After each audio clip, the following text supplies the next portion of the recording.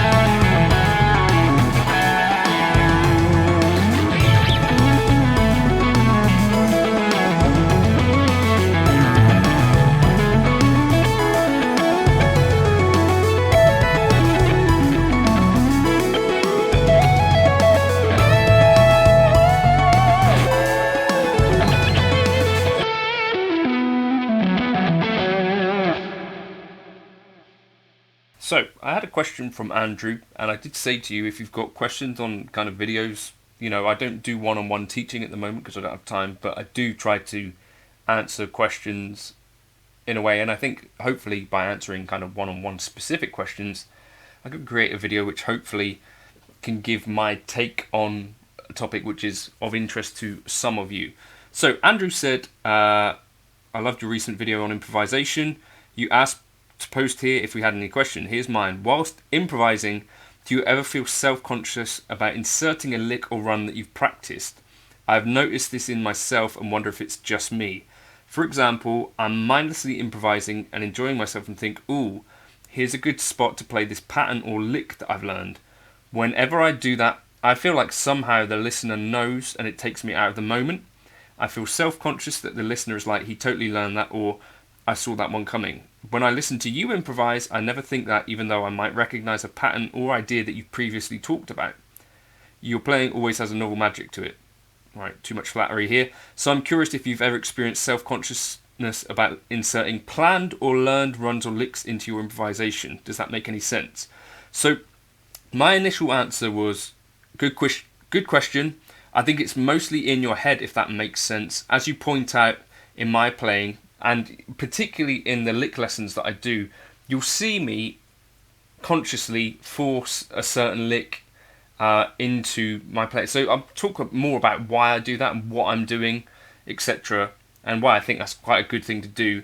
The whole idea is trying to find a way to get a lick in there. So I think the goal really is to try and make it so it's not A, completely out of the blue, B, totally disjointed from the other stuff, and you probably get better at doing this by doing more of it, and that you're definitely more self-conscious about this than your listener will be, because what is in your head is in your head. it doesn't always translate to what's actually coming out of the guitar. But I think it's a worthy goal. That you're self-conscious about it at the moment probably affects what happens before and after the line, and possibly tightening you up whilst you play it, if that makes sense. And Andrew said that makes sense. You're right that I'm probably tightening up and not playing as free because of this self-consciousness leading into these planned parts. I'm glad to know that this will fade over time. I'm going to try and let go of those feelings. So let's talk about this a bit further. So here's the principle, right? We have licks that we learn, and so the licks that I learn are things that have particularly stuck out to me that I thought sounded like a piece of music that I would like to replicate, and that if it fell out of my guitar whilst I was playing, I would like that sound. So that could come from anywhere. It could be a melody from a Disney film. It could be a line from a sax solo. It could be a whole sax solo. Or it could be little licks. It could be something I saw Thomas Griggs do. It could be something I saw Ben Unson do. It could be something I saw Eric Johnson do. All these things, they exist in space and time. Jacob Collier licks as well. And we can learn these things on our instrument. So, phase one, right, is to find that thing that you want to replicate. And yeah, so what's that piece of information? It kind of matters how the original person played it, but ultimately you're wanting this to become part of your stuff that you can do. So what's more important is that you spend time figuring out how you would play it. For me, this involves going into YouTube often and sort of slowing things down. So if it's a Matteo Mancuso lick or whatever you see me doing, or Eric Johnson, if I can see a visual of how they played it, that's great. If not, then I'm figuring things out myself. Slow it down and take it note by note, figure out how you would play it, write it down if needs be, if it's a longer lick. If it's a shorter thing, maybe you don't need to write it down. That's the bare minimum that you can do with a lick, right? So that is about finding the context. Contextualizing the lick as well means kind of figure out what key it is in. And so for me, the introduction here, I was playing over A major, F sharp minor. So that's kind of key. Find the context. Part two of that is where in time is this thing happening? So is it starting on beat 1? Is it starting on beat 3? Is it starting on beat 2? And being conscious of where it starts and finishes is really a key part of being able to insert the lick kind of as a replica of where it started, right? And that's the bare minimum really that you can do with a lick. You figure out what key it's in, you learn how to play it, get up to speed, and you can replicate it pretty closely to however it was originally played, and you can place it in the right place. So that's part one. Where this becomes more useful is actually where we can start to create a new context for the lick. So I think that's more what this video is going to be about. I've already actually filmed it once and then the camera ran out. So let's try again, Andrew. So part one, we figure out that we got a lick in A major or F sharp minor, and we figure out that it's starting here on beat 1 and it's on the 9th degree or 2nd degree of the scale. And what I like to do is think about what's the highest note of the lick physically, and what's the shape of the lick.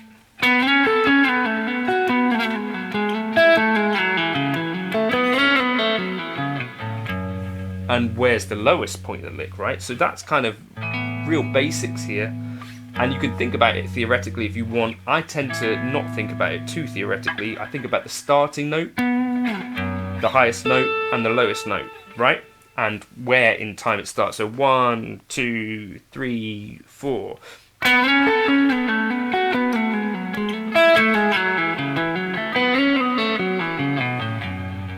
So there's my lick. It starts on beat 1, it ends on beat 1. It's kind of tidy in that way. So that's context 1. Now, for a lick to be more useful than this, we need to give it new context. So the easiest way that I like to do this is try and play it in new keys. So in B flat, for example, as I said, we're starting on the second degree of the scale on this D string. Where's our starting note here? Where's our highest note? Is here.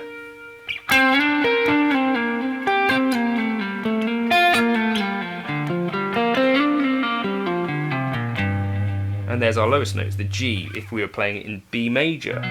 Same exercise. There's our highest note.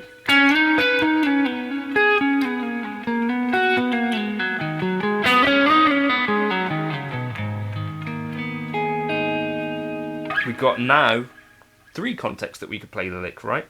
We've got A major, B flat, B major. What about C?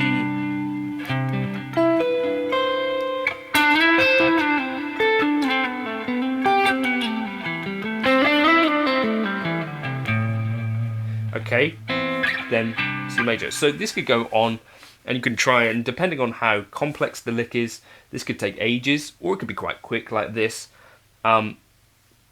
Finding at least 2 or 3 other places that you could play the lick, other keys, starts to stop it from being a thing that you only associate with this one song, and you'll hear it as an opportunity in other places too.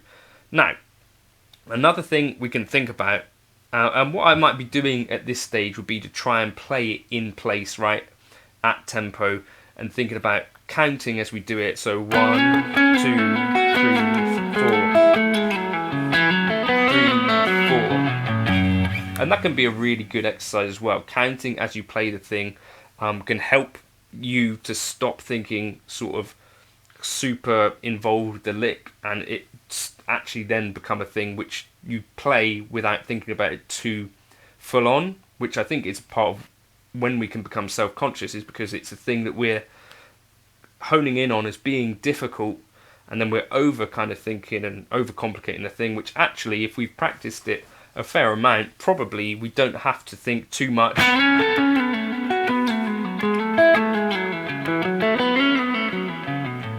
We can let our muscles kind of do more of the work and less kind of overthinking it. So, as I said, we got the context where it happens to finish and start on beat 1.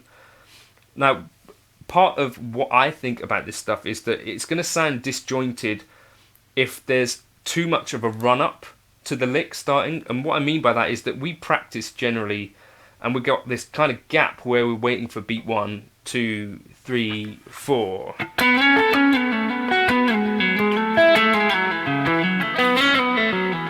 1, 2, 3, 4.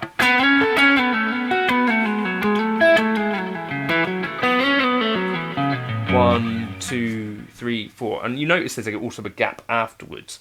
So what I'm gonna then suggest is a good idea is to be starting to think about what you could play leading into the lick, which we'll call the mount, and what we could be thinking about leading out of the lick, which we kind of talk about a dismount here, so that the lick doesn't just exist by itself and you think about something to play, you stop thinking and then you turn into lick mode, and then the lick happens, then you think again, like, what happens after? It's whilst we're doing all of this, we're thinking about, right, I want to add some notes before, and a really good way to do this would be I want to start playing something like on beat 3 or beat 4, and then I want to stop playing the lick on like beat 3.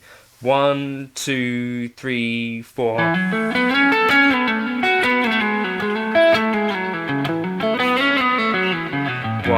2, 3, 4. You see what I mean? Like, you're thinking about 1, 2, 3, 4. 1, 2, 3, 4. 1, 2, 3, 4. 1, 3.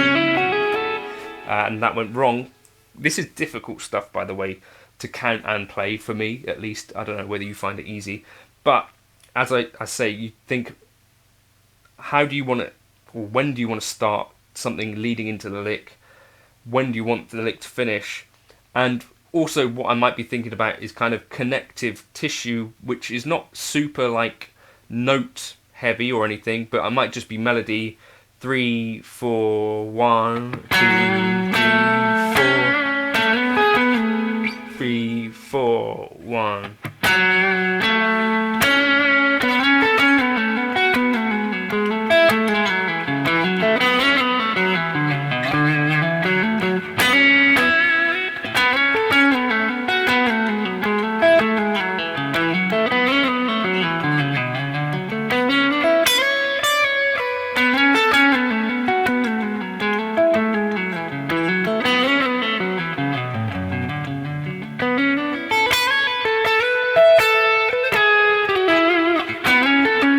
Like these little ideas, because I know the key A major really well, or F sharp minor, I'm able to intersperse what might be sort of like low quantities of notes, but hopefully melodic. And you see what's really happening is that I'm furnishing the start and the end of the lick with some information so that it's not just going hard into the lick with nothing happening either side of it. And we're not also having this sense that you're just flowing from just one prepared lick, stop, then another prepared lick. We're kind of furnishing the details so that we're not just jumping in hard or cold. The next other thing that might make sense to try would be to start the lick on a different beat. Now this is going to be really hard for me to do. 1, 2, 3, 4. 1, 2, 3.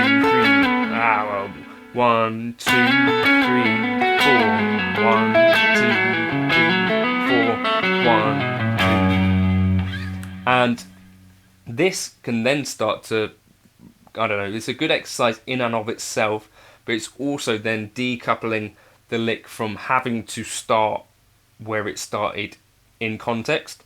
And all of these little things that we're practicing here, you do this with any lick essentially, and I guess this is important in that case. That's why you want to pick a lick that you're actually thinking sounds pretty good, but start to put in other places. 1, 2, 3, 4. 1, 2, 3, 4. 1, 2, 3. And yeah, see if you can get it to work, starting in different places than the beat that it originally did. 1, 2, 3, 4.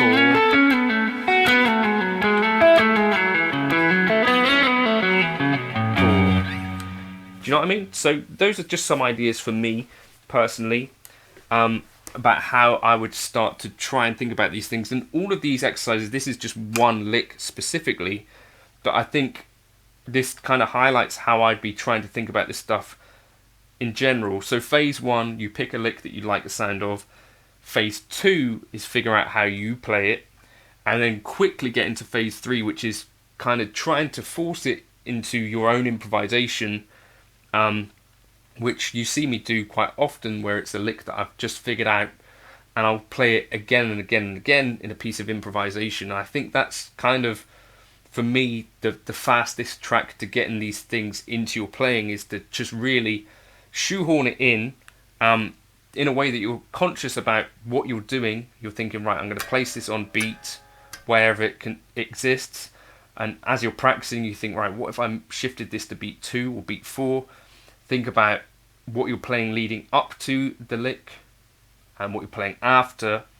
So don't just leave empty spaces of unconsciousness.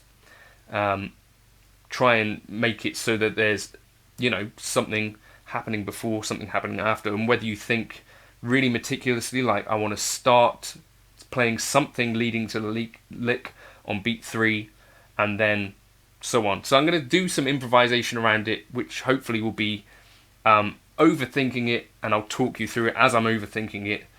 And the intro that you saw was without kind of doing this overthinking, and this is kind of more kind of free flowing stuff, but this kind of one and the same. As I'm speaking through it and how I would try to practice it, hopefully you get some sense of what I'm thinking about, and I'll maybe sprinkle in some other licks as well. So I'll do that first, and then I'll do like a freeform go on this. But hopefully that helps, Andrew. That's how I think about how you can force your kind of licks that you've learned into improvisation, but at the same time make it seem like they're less forced, less prepared. I do think it's happening in your head to some extent, but it's happening in your head because it's a valid thing, because these things happen in a bit of a different way unless we learn to sort of let the lick flow out. I don't know. It's a lot of talking. So Patreon will be the place to get the tab for this particular lick and the backing track that I was playing over. I hope this is somewhat useful.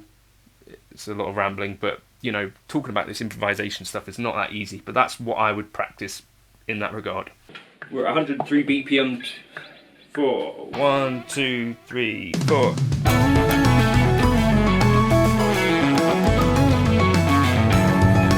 So that's the lick just by itself.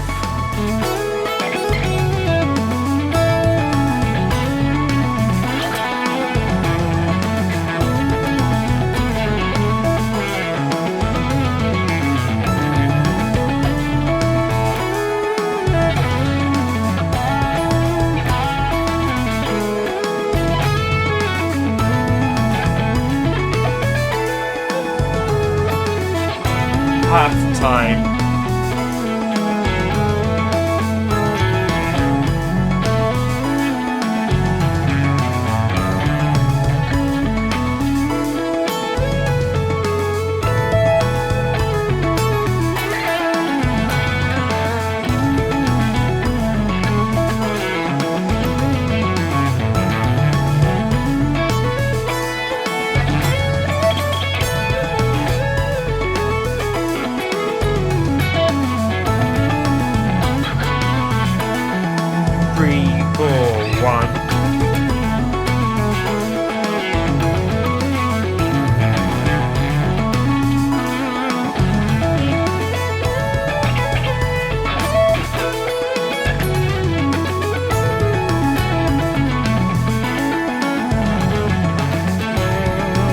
There, I displaced it and put it on beat 2, starting 1, 1, 2, 3.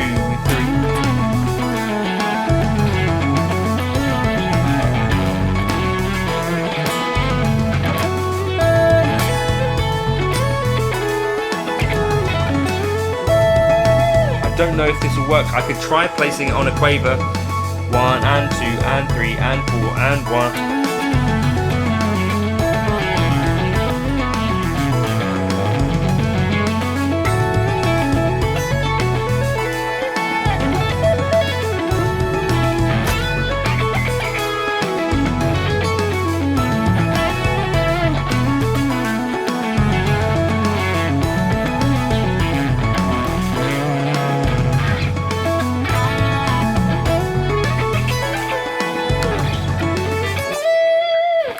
Don't know, that's some ideas there. You see, basically, I'm just practicing inserting that lick, essentially.